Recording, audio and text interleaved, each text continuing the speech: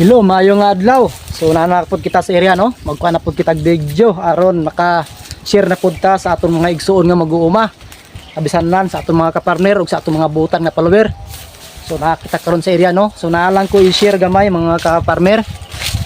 I-share na ko ang unsa ang usa ka uri nga bansitap ug kini naapa sa early stage aron sayo-sayo mahibal-an ug sayo pod siya mapuksa para dili magdako ang kaso sa imuhang area.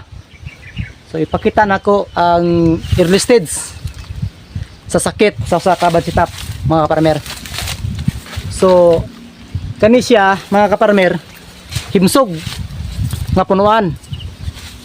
So ang dahon niya okay pod, so wala lang na maintain ang sigatoka kay tungod sa kabisihon.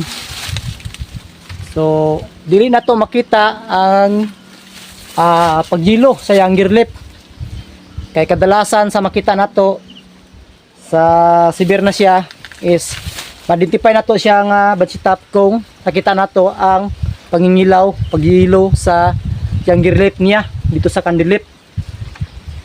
Pero kini siya mga kaparmer wala pa naggilo ang younger leaf niya, nakita na nato kay muaksyon siya kulot-kulot ang dahon tapos tanaw na to ang iyang lawas stripe sa mga kaparmer. Dili ko balaan kung maklaro ninyo mga kaparmer. Stripe ang kaninya mga kaparmer no, kita na to stripe ba kaning murag na siya ay kurit nga puti nga stripe. So mao na ang symptoms sa usa ka bansitap. So mao ni sa uban nga plantasyon early stage makikita na nila mapuksan na nila mas temprano aron nga dili magkatag dili magdako ang isyu sa bansitap bisana sa kining ginatawag nga aphids. So virus kini siya nga sakit mga ka-farmer, kaning bansitap nga sakit. So kini siya ako po ni siyang asikason unya patyon aron dili kini magkatag.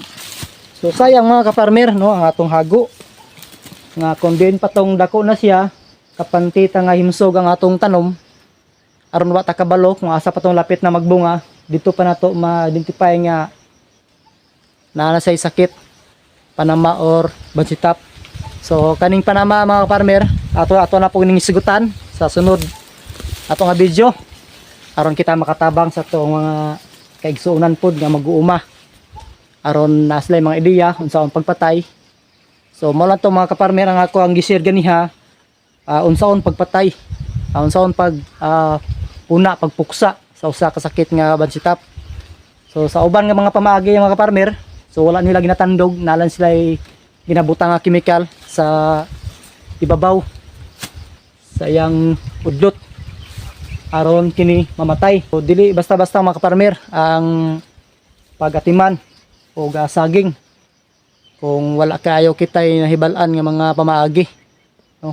Kani siya mga ka-farmer dili ni siya mudako ang kaso kung sa early stage pa lang nasubaybayan nato bisan na kung nagkwatag manpower katong atong manpower sakto og orient og nakahibalo sila unsa ang mga early stage symptoms sa bansitap aron kini sayo-sayo pod siya maagapan aron dili mangkatag ang mga sakit. Para siya ako nagkabalakaw ka kay nagsugod na diri, so tatlo na diri nga side.